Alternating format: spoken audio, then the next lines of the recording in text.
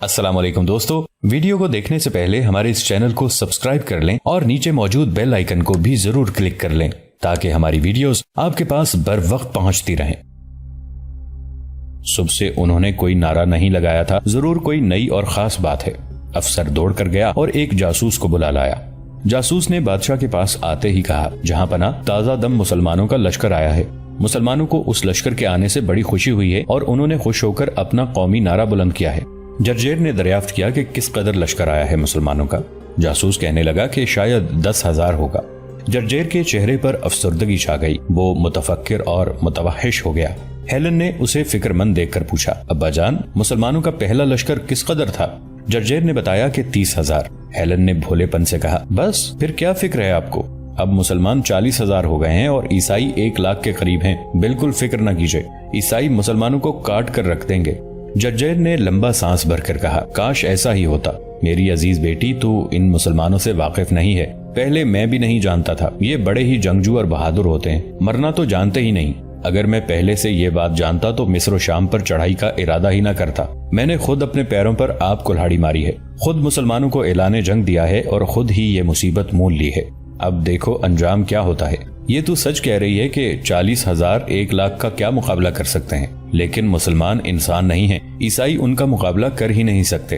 کیا تو دیکھ نہیں رہی کہ صبح سے وہ کس جوش اور خروش اور دلیری سے لڑ رہے ہیں؟ اب انہیں مدد پہنچ گئی ہے، ان کے دل بڑھ جائیں گے اور وہ پہلے سے بھی زیادہ جوش اور جرت سے لڑیں گے۔ ہیلن کہنے لگی کہ لڑنے دیجئے، عیسائی بھی بزدل نہیں ہیں، یقین ہے ہزیمت مسلمانوں کو ہی ہوگی۔ جرجیر نے کہا کہ خداوند تیری زبان مبارک کرے۔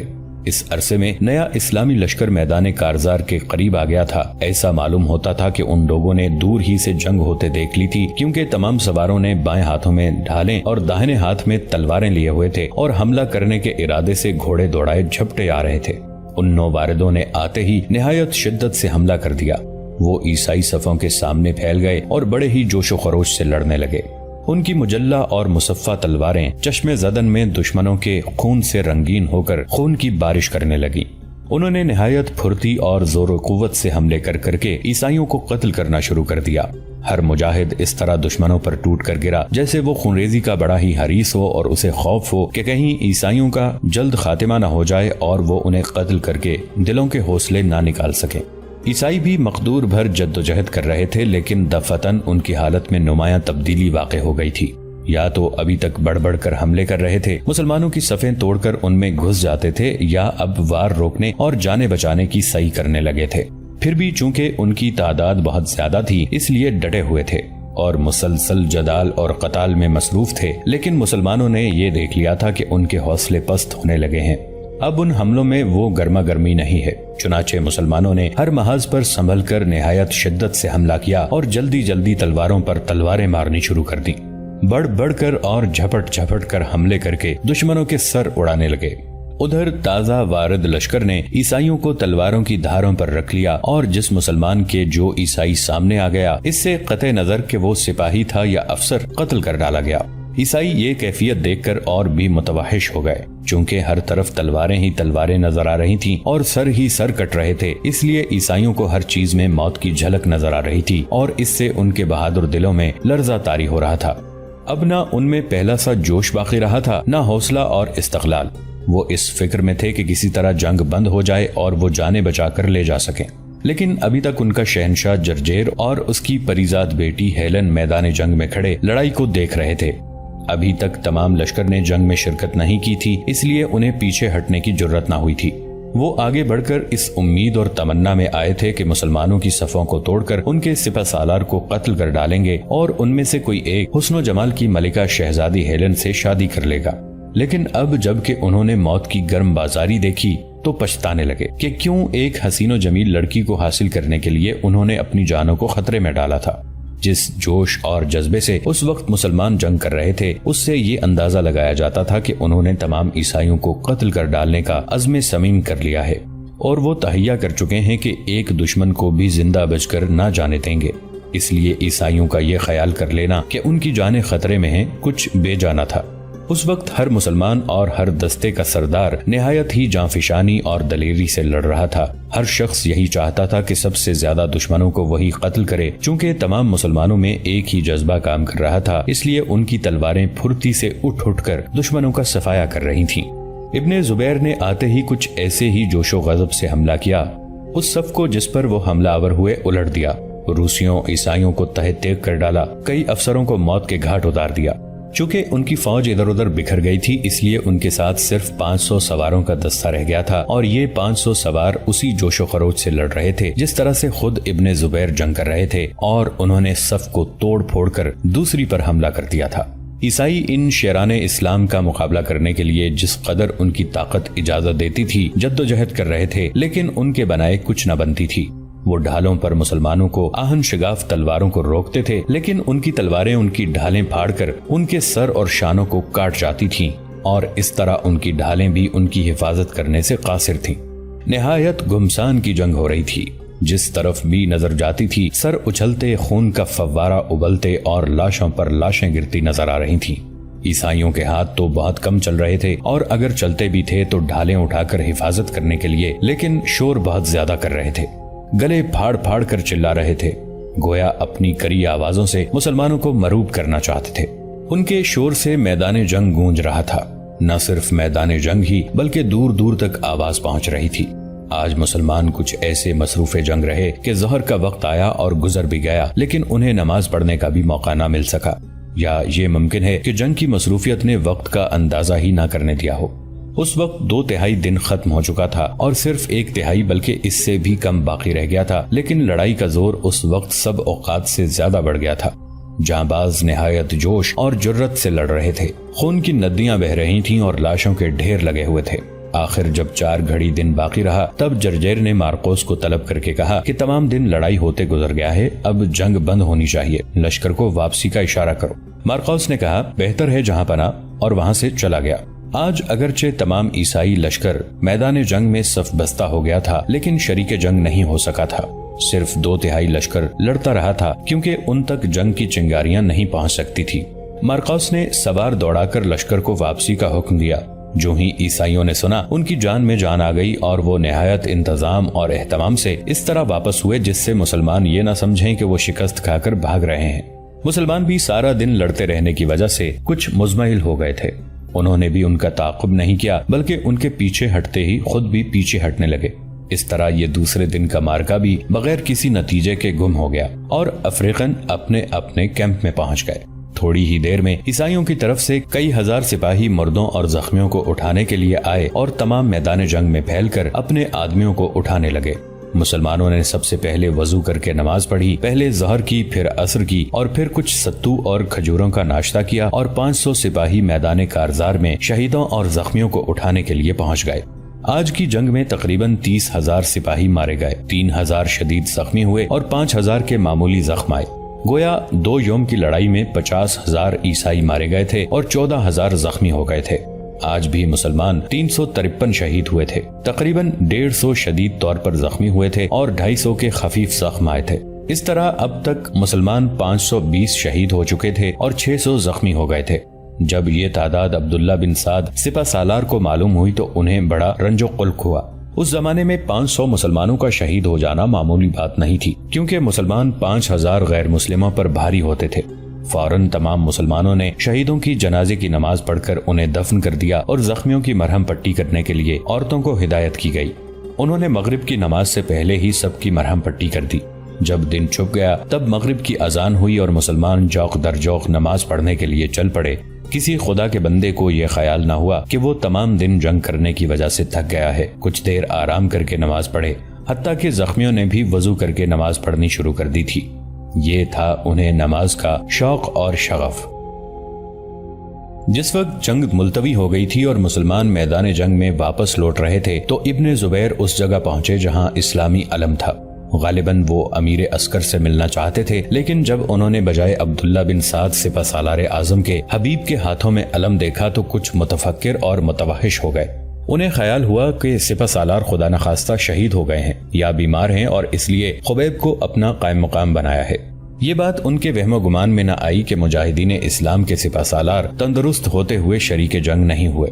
ابن زبیر نے خبیب کو سلام کر کے دریافت کیا، کیا امیر عسکر کی طبیعت کچھ خراب ہے؟ خبیب نے جواب دیا، نہیں، خدا کے فضل سے وہ تندرست ہیں۔ اب ابن زبیر متعجب ہوئے، انہوں نے کہا، تندرست ہیں؟ پھر میدان جنگ میں کیوں نہیں آئے؟ خبیب کہنے لگے کہ اس کے متعلق ایک عجیب افسانہ سنو گے، لیکن یہ وقت اس کے سننے کا نہیں ہے ابن زبیر۔ ابن زبیر نے حیرت زدہ ہو کر کہا، عجیب افسانہ؟ خبیب نے کہا، جی ہاں۔ ابن زبیر کہنے لگے، آپ نے میرا شوق اور اشتیاق اور بڑھا دیا ہے، کچھ تھوڑا بہت حال تو سنا دیجئے۔ خبیب کہنے لگے، ہمارا خطہ یعنی عربستان عشق و محبت کے لیے بدنام ہے، لیکن افریقہ ہمارے ملک سے بھی سبقت لے گیا ہے۔ ابن زبیر نے اور بھی متعجب ہو کر کہا، آپ کیا کہہ رہے ہیں؟ میں نے دریافت کیا تھا کہ امیر عسکر جنگ میں شریک کیوں نہیں ہوئے، آپ لگے عشق و محبت کی داستان سنانے۔ خبیب نے قطع کلام کرتے ہوئے کہا، ان کی عدم شرکت کی وجہ حسن و عشق ہے۔ ابن زبیر کہنے لگے، اچھا تو مختصر طور پر ہی سنا دیجئے۔ خبیب نے کہا، بات یہ ہے کہ افریقہ کے شہنشاہ کی ایک بیٹی ہے جسے اس قدر خوبصورت بتایا جاتا ہے کہ جو کوئی اسے ایک نظر دیکھ لیتا ہے اسی کا ہو کے رہ جاتا ہے۔ غالباً تمام عیسائی اس پر فریفتہ ہیں اور ہر شخص اس سے شادی کرنے کا خواہش مند ہے۔ معلوم ہوا ہے کہ بادشاہ نے اپنے لشکر میں یہ اعلان کر دیا ہے کہ جو شخص مسلمانوں کے سردار کا سر کاٹ کر لائے گا، شہزادی کی شادی اس کے ساتھ کر دی جائے گی۔ ابن زبیر نے کہا، واقعی عجیب داستان ہے، لیکن ساتھ ہی یہ بات کس قدر افسوسناک ہے کہ ایک مسلمان، اور وہ بھی سالار اعظم، عیسائیوں سے ڈر کر اور موت کے خوف سے گھبرا کر جہاد سے کنارہ کش ہو گئے ہیں۔ جہاں شہزادی کی شادی کی شرط عجیب اور غیرت و اہمیت کے منافی ہے، وہاں مسلمانوں کے سپہ سالار کا خیمے میں جا بیٹھنا بھی شرم اور افسوس کی بات ہے۔ خبیب کہنے لگے، لیکن سالار اعظم نے خود ایسا نہیں کیا، بلکہ مسلمانوں کی اکثریت نے انہیں مجبور کر کے خیمہ نشین کر دیا ہے۔ ابن زبیر کہنے لگے، خیر، اس کے متعلق میں خود ان سے گفتگو کروں گا، لیکن اس روز وہ کچھ ایسے کاموں میں مصروف ہوئے کہ عبداللہ بن سعد سے مل نہ سکے۔ البتہ دوسرے روز صبح کی نماز پڑھ کر کلام اللہ شریف کی تلاوت کے بعد وہ سالار اعظم کے خیمے پر گئے اور سلام کر کے ایک طرف بیٹھ گئے۔ انہوں نے دیکھا کہ اس وقت وہاں ابن عمر، ابن عباس، ابن جعفر اور حضرات حسنین کریمین رضی اللہ عنہم بیٹھے تھے۔ ان سب نوجوانوں نے ابن زبیر کا نہایت جوش اور مسرت سے استقبال کیا اور عبداللہ بن سعد بھی نہایت تپاک سے ملے۔ انہوں نے کہا، آپ عین وقت میدان جنگ میں پہنچے، آپ کی آمد نے دشمنوں کو وحشت زدہ اور متفکر کر دیا ہوگا۔ ابن زبیر نے جواب دیا، بے شک ہمارے آنے سے ضرور عیسائیوں پر اثر ہوا ہوگا، میں بھی شوق شہادت اور جوش جہاد کے ہاتھوں مغلوب ہو کر 2 منزلہ اور 6 منزلہ کر کے آیا ہوں۔ عبداللہ کہنے لگے، کہیے امیر المؤمنین اور مدینہ منورہ کے تمام لوگ اچھی طرح تھے؟ ابن زبیر نے جواب دیا، ہاں، سب اللہ تعالیٰ کے فضل سے اچھی طرح تھے۔ امیر المؤمنین نے آپ کو سلام کہا ہے۔ عبداللہ کہنے لگے، وعلیکم السلام ورحمۃ اللہ وبرکاتہ، خدا انہیں خوش رکھے، نہایت نیک اور پرہیزگار بزرگ ہیں۔ ابن عمر نے کہا، لیکن آپ کو تو انہوں نے روک لیا تھا، میں یہ سمجھا تھا کہ ان کا ارادہ آپ کو کسی اور مہم پر روانہ کرنے کا ہے۔ ابن زبیر کہنے لگے، آپ نے ٹھیک سمجھا تھا، وہ سوڈان یا افغانستان پر لشکر بھیجنا چاہتے تھے، مگر کچھ دنوں کے بعد ان کی رائے بدل گئی۔ ابن عمر نے کہا، افغانستان میں وہ ایرانی پہنچ گئے ہیں جو امیر المؤمنین سیدنا عمر فاروق رضی اللہ عنہ کے عہد میں ایران سے شکست کھا کر فرار ہوئے تھے، وہ افغانیوں کو مسلمانوں کے خلاف برانگیختہ کر رہے ہیں۔ ابن زبیر نے کہا، جی ہاں، خلیفہ سوم کو اندیشہ ہے کہ کسی وقت وہ اسلامی مقبوضات پر حملہ نہ کریں، اس لیے وہ چاہتے تھے کہ افغانستان پر لشکر کشی کر کے اس خدشے کو ہی مٹا دیں۔ حضرت حسن رضی اللہ عنہ فرمانے لگے، لیکن شاید افریقہ کی مہم نے ان کے ارادے کی تکمیل نہیں ہونے دی۔ ابن زبیر نے کہا، یہی بات ہے، جب اس طرف سے انہیں کوئی خبر نہیں ملی تو فکر مند ہو گئے اور جو لشکر افغانستان پر روانہ کرنے کے لیے جمع کیا تھا اسے اس طرف روانہ کر دیا ہے۔ عبداللہ کہنے لگے، لیکن کاش وہ اس لشکر کو افغانستان پر ہی بھیج دیتے۔ ابن زبیر نے کہا، ضرور بھیج دیتے اگر آپ یہاں کے حالات سے انہیں مطلع کرتے رہتے۔ عبداللہ نے کہا کہ مجھ سے یہ غلطی ہوئی کہ میں اس فکر میں رہا کہ جب تمام افریقہ فتح ہو جائے گا تب فتح کی خوشخبری کے ساتھ مال غنیمت اور قیدی دربار خلافت میں روانہ کروں گا۔ چونکہ اس زمانے میں رسل و رسائل کے وسائل نہایت محدود تھے، سفر گھوڑوں، اونٹوں اور خچروں پر کیا جاتا تھا، اس لیے ایک شہر کی خبر دوسرے شہر والوں کو مدت میں ملتی تھی اور ایک ملک سے دوسرے ملک میں عرصہ دراز کے بعد ہی کسی بات کی اطلاع ہوا کرتی تھی۔ ابن زبیر نے کہا کہ اگر آپ زویلا اور طرابلس کی فتح کی خبر روانہ کر دیتے تو انہیں تشویش نہ رہتی۔ عبداللہ کہنے لگے کہ بے شک مجھ سے غلطی ہوئی ہے، لیکن اس میں بھی کوئی مصلحت خداوندی ہی ہوگی، آپ کا اس طرف آ جانا اچھا ہی ہوا۔ ابن زبیر نے کہا، یقیناً خدا کی مصلحت اس لشکر کو اس طرف لائی ہے، لیکن یہ تو کہیے کہ آپ جہاد کو چھوڑ کر خیمے میں کیوں آ بیٹھے تھے؟ عبداللہ کہنے لگے امیر المؤمنین کے حکم کا احترام کرنے کے لیے۔ ابن زبیر نے کہا کیا خلیفۃ المسلمین نے آپ کو یہ حکم دیا تھا کہ آپ اس وقت جب کہ مسلمان جنگ کی دہکتی ہوئی آگ میں کود رہے ہوں خلوت گزین ہو جائیں؟ عبداللہ نے کہا نہیں، ان کا فرمان یہ نہیں تھا، لیکن یہ حکم ضرور تھا کہ مسلمانوں کی اکثریت جس بات کو کہے وہ کروں۔ آپ نے شاید سنا نہیں کہ مسلمانوں نے کیوں مجھے خیمے میں بیٹھے رہنے کے لیے مجبور کیا؟ ابن زبیر نے کہا کہ سنا ہے، غالباً بادشاہ نے جو اپنی بیٹی کی شادی کے متعلق شرط کی ہے آپ اس کا ذکر کر رہے ہیں۔ عبداللہ نے کہا ہاں۔ ابن زبیر نے کہا کہ مجھے افسوس ہے کہ عیسائیوں نے جو چال چلی اس کا جواب نہیں دیا جا سکا۔ ابن عباس کہنے لگے بھائی ابن زبیر، تم کل اس وقت آئے جب فریقین کے دمخم سارا دن لڑنے کی وجہ سے ختم ہو چکے تھے۔ اگر ذرا سویرے آ جاتے تو معلوم ہوتا کہ عیسائی ایک شہزادی کے حصول کے لیے کس جوش اور بلولے کے ساتھ لڑ رہے تھے۔ ابن زبیر کہنے لگے ضرور لڑے ہوں گے، مجھے معلوم ہوا ہے شہزادی نہایت حسین ہے۔ عبداللہ کہنے لگے یہی میں نے سنا ہے، نہایت خوشرو ہے۔ ابن زبیر نے کہا مگر آپ نے وہ تدبیر کیوں نہیں کی جس سے خود بادشاہ کو میدان جنگ میں کھڑا رہنا دشوار ہو جاتا اور خود ہی شاہی خیمے میں جا چھپتا؟ سب ابن زبیر کی طرف حیرت بھری نگاہوں سے دیکھنے لگے۔ ابن عمر نے دریافت کیا وہ تدبیر کیا تھی؟ ابن زبیر کہنے لگے جس طرح بادشاہ نے یہ اعلان کیا تھا کہ شہزادی کی شادی اس شخص سے کر دی جائے گی جو مسلمانوں کے سپہ سالار کا سر کاٹ کر لائے گا، اسی طرح آپ یہ اعلان کرا دیتے کہ شہزادی اس مجاہد کو بطور کنیز کے دی جائے گی جو شاہ افریقہ کا سر کاٹ کر لائے گا۔ آپ کے اس اعلان کو سن کر بادشاہ تھرا جاتا۔ ابن زبیر سے یہ بات سن کر تمام مسلمانوں کے دل و دماغ روشن ہو گئے۔ اس بات کا سبھی کو افسوس ہوا کہ یہ معمولی سی بات پہلے کیوں ان کی سمجھ میں نہ آئی۔ حضرت حسن رضی اللہ عنہ نے کہا واللہ خوب بات نکالی آپ نے، بے شک ہمیں یہی اعلان کرنا چاہیے تھا۔ عبداللہ کہنے لگے حقیقت میں یہ بڑی غلطی ہوئی ہے۔ ابن زبیر نے کہا اب بھی کیا بگڑا ہے، آپ منادی کرا دیں کہ جو مسلمان بادشاہ کو قتل کر ڈالے گا اسے شہزادی کنیز کے طور پر دے دی جائے گی اور 1,00,000 دینار انعام میں ملیں گے۔ حضرت حسین رضی اللہ عنہ فرمانے لگے نہایت مناسب بات ہے، ضرور اس بات کی منادی کرا دینی چاہیے۔ ابن جعفر نے کہا کہ آج عیسائی میدان جنگ میں نہیں آئے ہیں، غالباً یا تو آج آرام کرنا چاہتے ہیں یا کسی اور فریب دہ کارروائی کی فکر میں ہیں۔ غرض کوئی وجہ ہے کہ وہ آج لڑائی کو ملتوی رکھنا چاہتے ہیں۔ آپ اسی وقت بھائی ابن زبیر نے جو کچھ بتایا ہے اس کے مطابق لشکر میں منادی کرا دیں۔ عبداللہ کہنے لگے میں بھی اس بات کو مناسب سمجھتا ہوں۔ چنانچہ اسی وقت اسلامی لشکر میں منادی کرا دی گئی کہ جو مسلمان شہنشاہ جرجیر کو قتل کر ڈالے گا شہزادی ہیلن اس کے حوالے کر دی جائے گی اور 1,00,000 دینار انعام میں دیے جائیں گے۔ جو ہی مسلمانوں نے اس منادی کو سنا اس بات کی داد دی کہ بادشاہ افریقہ کے اعلان کا جواب نہایت معقول طریقے پر دیا گیا ہے۔ مسلمانوں نے بھی شہزادی کے حسن و جمال کی شہرت ہو گئی تھی، خصوصاً اس وقت سے زیادہ شہرہ ہو گیا تھا جب سے اس کے باپ نے اسے انعام میں دینے کا اعلان کیا تھا اور مسلمانوں کو اس کی خبر ہو گئی تھی۔ چونکہ اس روز عیسائی میدان میں نہیں آئے تھے اس لیے مسلمان بھی نہیں نکلے اور وہ اپنے ہتھیاروں اور لباس کی درستی میں مصروف ہو گئے۔ رات کو عشاء کی نماز پڑھ کر سرور زخمیوں کی مزاج پرسی اور تیمارداری کے لیے چلے۔ زخمیوں کے لیے سراپردہ کے قریب خیمے نصب کر دیے گئے تھے۔ جب ان خیموں میں عورتیں زخمیوں کی پٹیاں بدلنے یا انہیں کچھ کھانے پلانے کے لیے آتی تھیں تو مرد وہاں سے ہٹ جاتے تھے، اور جب وہ چلی جاتی تھیں تب مرد پہنچ جاتے تھے۔ عورتیں پردے کا اہتمام کر کے آتی تھیں، اپنے جسموں پر اس طرح سے چادریں لپیٹ لیتی تھیں کہ سوائے آنکھوں اور ہتھیلیوں کے اور کوئی عضو نظر نہیں آتا تھا۔ زخمیوں کے پاس آنے کے ان کے 3 اوقات، ایک صبح کی نماز پڑھتے ہی، دوسرے دوپہر کو اور تیسرے رات کے وقت۔ صبح کے وقت پٹیاں بدلتی تھیں، زخم دھو کر صاف کرتی تھیں، دوپہر اور رات کو کھانا کھلاتی تھیں۔ اکثر لوگ ایسے بھی زخمی تھے جن کے پاس غلام تھے، ان کی تیمارداری ان کے غلام کر رہے تھے اور وہ اپنے ہی خیموں میں مقیم تھے۔ جب سرور سراپردہ کے قریب پہنچے تو انہوں نے بہت سے بچوں کو قرات کے ساتھ قرآن شریف کی تلاوت کرتے سنا۔ معصوم بچوں کی خوشائندہ آواز فضا میں گونج رہی تھی۔ نغمے اور گیت میں وہ دلکشی نہیں ہو سکتی جو ان کی قرات میں تھی۔ انہوں نے اپنی رفتار دھیمی کر دی اور غور اور محویت کے عالم میں خدائے واحد و قدوس کا کلام سننے لگے۔ رات چاندنی تھی، آسمان پر مہتاب نکلا ہوا تھا، ٹھنڈی اور دلفریب روشنی آسمان سے زمین تک پھیلی ہوئی تھی۔ کرۂ ارض پر سفید چادر سی بچھی ہوئی تھی، جس طرف نظر جاتی تھی نور کی بارش ہوتی معلوم ہوتی تھی۔ ہوا کے خفیف اور خوشگوار جھونکے چل رہے تھے جو سرور کی ابا کے لمبے لمبے دامنوں اور ڈھیلی ڈھیلی آستینوں سے چھیڑ چھاڑ کر رہے تھے۔ سرور کلام اللہ شریف سنتے چلے جا رہے تھے۔ جب وہ سراپردہ سے آگے بڑھ گئے اور فاصلہ ہو جانے کی وجہ سے بچوں کی آوازیں کم کم آنے لگیں، تب ان پر کیف کی جو حالت طاری تھی اس میں کمی آ گئی اور اب ان کی رفتار نسبتاً تیز ہو گئی۔ लेकिन अभी वो ज्यादा दूर नहीं गए थे कि सामने से एक औरत चादर में लिपटी हुई नजर आई।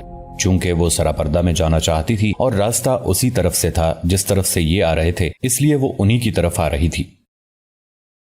दोस्तों, आज के लिए इतना ही। इसी कहानी की अगली किस्त के साथ बहुत जल्द आपकी खिदमत में हाजिर होंगे। नीचे कमेंट सेक्शन में अपनी राय का इजहार जरूर कीजिएगा। हमारे इस चैनल को सब्सक्राइब करके नीचे मौजूद बेल आइकन को भी जरूर क्लिक कीजिएगा। अगली मुलाकात तक के लिए हमारा और आपका अल्लाह निगहबान।